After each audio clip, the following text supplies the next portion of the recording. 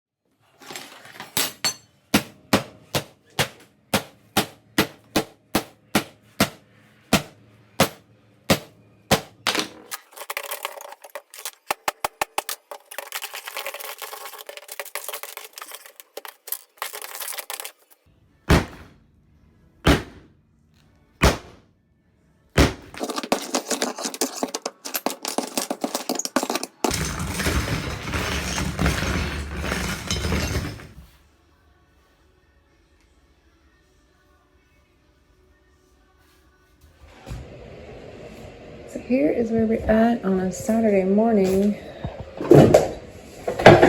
Look what we've discovered. This is a double framed wall, which means if we're lucky, we can push the bathroom out another 4 inches. Since it's only 3.5, 4 feet wide, this would be awesome if that works out.